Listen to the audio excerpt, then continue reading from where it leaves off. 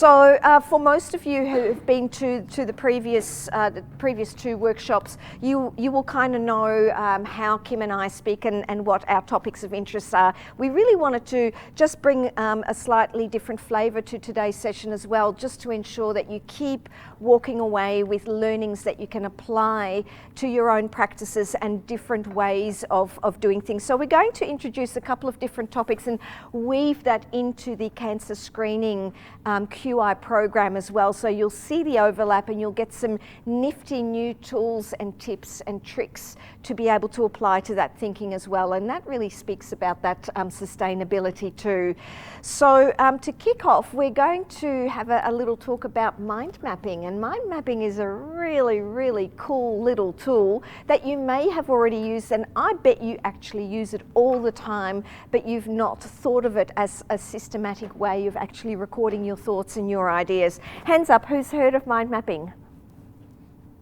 Okay, so there is some familiarity there. Let me talk you through how you can frame that and how you can apply that all across your life to make sense of complex information. So mind mapping started way back in, I think it was the 3rd decade before Christ, by this wonderful philosopher called the Porphyry of Tyros. And I'm not sure I'm actually saying that correctly, but that's who he was. And he was a philosopher who did work with the works of Aristotle and came up with this body of work that was really the first elements of mind mapping, which is using a visual tool to record information in a way that kind of makes sense. So that's how far back they've been able to trace the use of mind mapping and visual imagery to make sense of your information. So that was good old Tyros or Tyros.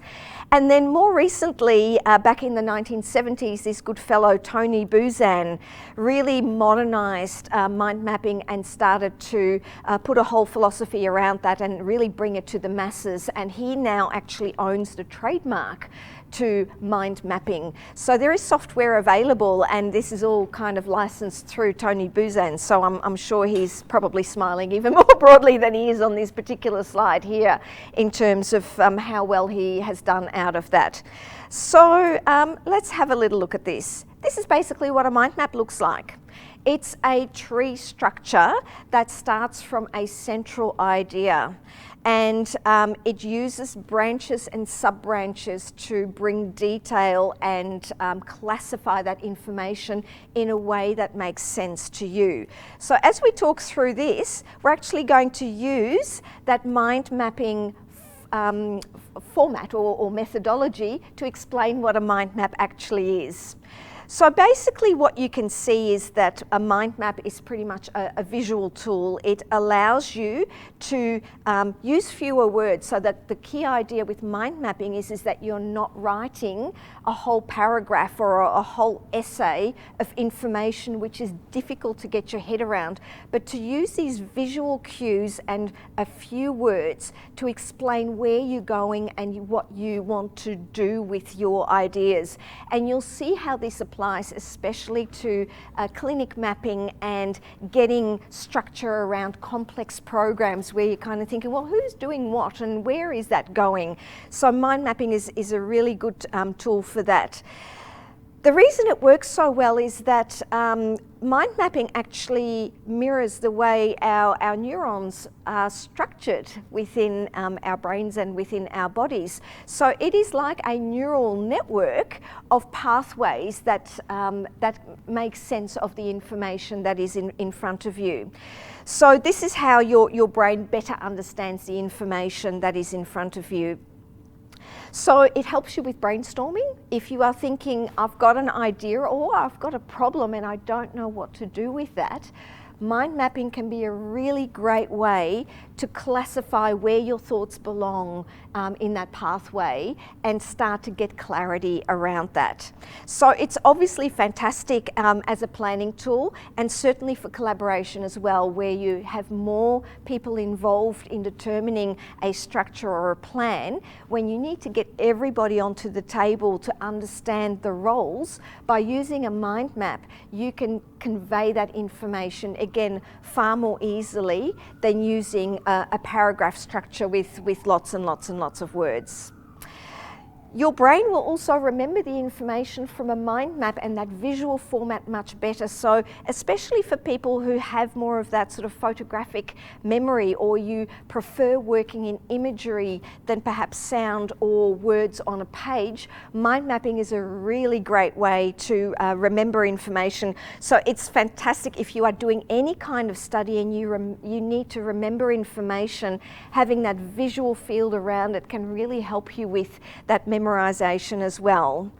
And it will therefore also help you to understand information and concepts more so than the blind transcribing of ideas. So we've talked about the organising of your thoughts. Use it if the pathways in front of you don't seem particularly clear and you're losing your way. Making sense of complex information, so you probably wouldn't mind map your shopping list, although you could. You could mind map your recipe and remember to put the salt on your chicken the day before. And the idea of mind mapping, and as it shows on this slide here as well, is you can see that it starts with central ideas that branch off into sub-ideas that are underpinned by further information. And how far you go with those branches is limitless. And that is the beauty of it. It is completely unlimited in terms of how you use it and how you structure that together. So in terms of the documentation of your mind map, it applies to things like process and idea flows. So if you have a step-by-step instructional of how you want work to be undertaken, a mind map is a really good way to use that. Flow charts in many ways are an example of a mind map. But in terms of the documenting too, if you have it in a format, especially using some software, you can modify that really easily. So you can delete a branch, or if you, as you're planning and you're working through it, if you say, okay, I've got this idea here, but it actually belongs in a different spot, you can easily pick up your branch and whack it onto another idea or another sub-branch. So it just allows you to play with it a little bit like a puzzle in order for the whole picture to start to make more sense. So you can use mind mapping for that big picture ideas communication, or you can get it right down to minute details, and it all depends on what you use this for. You can certainly use paper, and that's what you guys are going to be doing a little bit later on today. You're going to have a bit of a go at mind mapping as well, and it's going to look similar in its structure to what you are seeing here. Definitely you'd want to use that in a landscape format, because your mind maps tend to go out. So rather than a portrait format, which is, you know, sort of from top to bottom, you want to be able to go across. And yeah, it's a great tool for students as well. My experience is the more you use mind maps, the better you get at it, and the more opportunity you will recognise for using it in other circumstances. So for me, my brain has made the association with, I'm not quite sure where I'm going to go with this, to mind map. It's like those two are intrinsically linked, that if I don't have clarity of thought of where an idea needs to go, this is my go-to tool for helping me to see that clarity there. In terms of the mind mapping, develop your own style. So there is no right or wrong. It doesn't need to be perfect. So the idea is that these things develop over time. Use your creativity and your analytical skills to kind of bring this to life. And when we've done some mind mapping exercises with other groups, we've just been blown away by the way that individual skill and expertise really translates on the paper. So we've seen some fantastic mind maps that are mostly visual. It is very, very few words, but a lot of imagery. So obviously this really appeals to the doodlers out there and prefer to work in those images rather than words. And others have provided sort of a very analytical and scientifically structured mind map that gives very clear instruction of where it's going, and they're both great examples of how mind maps will work. So have a go. They can be tidied up at a later time, and you need to have fun with it. So if it's doing your head in, you're overthinking it. You need to just relax and allow those creative juices to just start flowing and just work with it. So just some tips and tricks for your mind map. Use keywords rather than fewer words rather than more. Use short phrases. Using icons and images and symbols are really good ways to apply that visual format to the idea and the branch that you have there. So you can see there are some images along with these branches that kind of tell you, what this is all about. Think about your word size and using of capital letters and the like to provide emphasis on different areas of your mind map. Spacing and fonts, and this is kind of cool. So the font that you see there is called, I think it is called Sans Robotica, which was developed not so long ago by RMIT. And this one is kind of cool because there is a really scientific methodology behind the font, whereby having bits of the letter missing, they have found enables students or learners to better remember the words that are actually underpinned by that, because the brain has to work harder to interpret what the word is. So, again, that's a fun fact. That's pretty cool too. And you can use text color, and obviously we're going to be using a little bit of color too to provide some structure to your mind map there as well. I've spoken a little bit about software, and I find the computerized methodology really quite good, and there are lots and lots of programs that you can trial for free, and there are also some free mind mapping tools that you can download that are really good to use if you want to have more of a go with mind mapping. So what you are looking at the slides here is developed with the tool called iMindMap. The second one that's listed there is called FreeMind, and that's a free product. It's open source, and you can download that and use it forever, and it costs you nothing. So that's a brilliant one to get started with to see whether that kind of works for you or not. And there's a whole lot of others that are listed there as well that are really good examples of mind mapping software as well. So yeah, keep that in mind if you want to have a bit of a play with it. So some further examples of how mind mapping can work in terms of work productivity, preparing for networking events. So for you guys, if you're planning events, mind mapping can be really useful. Organising and planning projects, which is really what you're doing here too with the breast cancer quality improvement activity in terms of the screening. So when you're thinking about, well, where do we need to focus our activities, a mind map can be a really good way that you can bring that to the team and get that structure around it. If you're doing research and development, business planning is another really good one.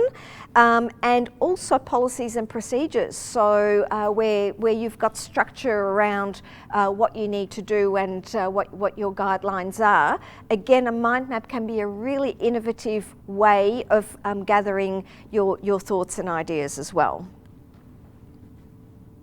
But it's not just applicable for work. You can use it for goal setting. You can use it as a way of keeping a diary if you're so inclined. Holiday planning. This is the way to go about it. Financial management, if you're thinking about your own budgeting and where your money is going, or where it might be going or not going. Mind mapping is a great tool for that as well, and time planning as well. So you can see there's just a couple of examples there that this is just such a broad tool that can underpin so many planning and thinking activities. For your children and grandchildren and anyone in that academic space as well, for project planning and planning your essays, exam revision is absolutely excellent. Mind mapping is such a good tool for remembering factual information and getting structure around what you need to know. Completing lecture notes, so keeping track of your normal day-to-day bits and pieces. And problem solving, I've talked about that one before as well. So once you get good at mind mapping and you see the benefit of it, you kind of want to take that out and share it with others. So take it home and talk to your kids about it, and take it to your workplace and say, think about this as a structure that can help you out as well. So whether you're a nurse, and come back to your practice and show your practice manager and say, look, is this a structure that might be helpful for you? Here are some tips and tricks on getting you going there. So teach it forward, keep it active in that way as well. And just remembering to use that whenever you have a set of choices that you need to consider, where there are different options that are on the table and you're having difficulty with deciding what is the right pathway to go, working out how do I go about that, and prioritising what are the first bits that need to be done. Use a mind map. That's my tip and trick. So here's a really big mind map that I've created around a diabetes nurse clinic. And you will get a copy of the slides of this as well. So if you say, oh, that's really good, and this is around getting structure of where do you start, where does that go, what do we need to do first, and what is the interactivity between the different activities of a chronic disease clinic, and how does that fit together? So having that on that one-page visual map, by sharing that with your team, you can very easily show that interactivity of where does the GP's activity sit, how does that interact with the nursing component, and what are the administrative actions that sit within that as well. And you can see this is quite an elaborate mind map, and this is just an example. This is just my thoughts on paper, and it doesn't necessarily need to be your thoughts, but it is about the structure and saying we can kind of apply that to the complex pathways that are inherent, especially within our practices, because we are beholden to the rules of Medicare and what we can and what we must do, and the item number framework. So again, where you've got some of that complexity and you're kind of going, oh, it's all so messy, and we see this all the time, mind mapping can be a really good way to address that. So just a couple more examples of the mind mapping. So I said to you, course notes, skipping lecture notes. This is an example of a free mind map. So this is the freebie software that I had used to complete some study, and I basically condensed an entire curriculum into one mind map. So what this is showing is a lot of branches, but they're all collapsed down, and that's the beauty of the electronic version of mind mapping, that on the left there you can see just one branch, but out of each one of those branches lives a whole new section of information, and you can expand and collapse down in order to keep track of making sense of this. And some of those branches you can see there have been expanded out to show that detail there. So again, that just shows you how much information you can keep within a mind map, but still keep it manageable because of the expansion and collapsibility of that as well. So that's another example. This is a really great one that has been developed by good old Kim in the corner.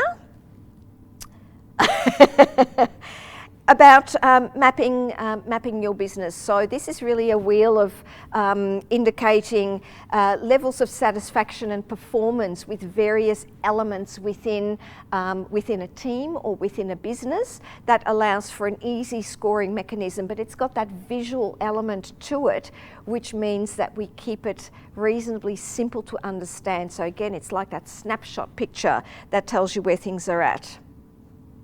And here's a couple of really good ones. Again, different format to show you the interactivity of all of the bones within the body, and immediately it tells you where they live.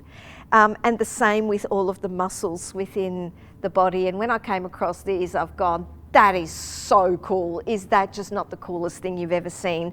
And again, as a learning tool, you can see that by using the shape of the body, it's giving you that context and giving giving the information that will help students remember which bone lives where and which muscle belongs where as well. So again, it's just another example of a mind map as well. In terms of after mind mapping, with the software, most of them you can turn into task lists and just bullet points. So most people are familiar with the sort of the shopping list type of structure, and in essence that's what a mind map is, but it is just in a different visual format. But you can turn your mind map into a structured list, if that helps as well, and expand that and contract it down. You can create tasks out of that. You can also hyperlink. So if you are creating branches, obviously that's not going to work on paper, but in an electronic format, you can add files or hyperlinks. So you can have an icon linked to a website or to a video or to a document. So that's how complex and simple it can become as well. For project management, for presentation, obviously that's what we've done here. You can turn your mind map, your electronic one, into a PDF, so just an image file, and it's obviously really useful for that organisational quality improvement, which is what today is all about. So that is the mind map that I've just talked you through, and now you can see all of those elements in the one big picture. We've delved into each of the branches, and this is kind of what it looks like in its entirety. So that's kind of neat. I guess before we go on much further, are there any questions about the structure of mind mapping and how you apply it? Is there anything that you want to ask at this point? Oh, we have stunned silence. Everyone's going, oh, mind mapping, mind mapping. Okay, so what we're going to do as an activity after Daniel's presentation, or how are we going to structure that? Yes, so the activity work will come after. What we're going to do is we're now going to try, after Danielle's speech and after the break, we're going to do some of that activity work, and it's going to take the format of a mind map, and we're going to introduce it through the framework of the Bodenheimer 10 building blocks of high-performing teams. And you may or may not have heard of that structure and framework. Kim is going to give you an outline of that structure, and then we're going to tie that all in together to a mind map, and it's going to sit within those 10 areas that are listed there: the engaged leadership, data-driven improvement, and so on. We'll talk more about that after the break, and then we're going to get you to create a mind map that is related to your breast cancer screening activities, but using the Bodenheimer framework, and you're going to show it as a mind map. So we're going to get a triple whammy of activity happening after the break. How are we going for time? Right on. So, so we'll hand it over.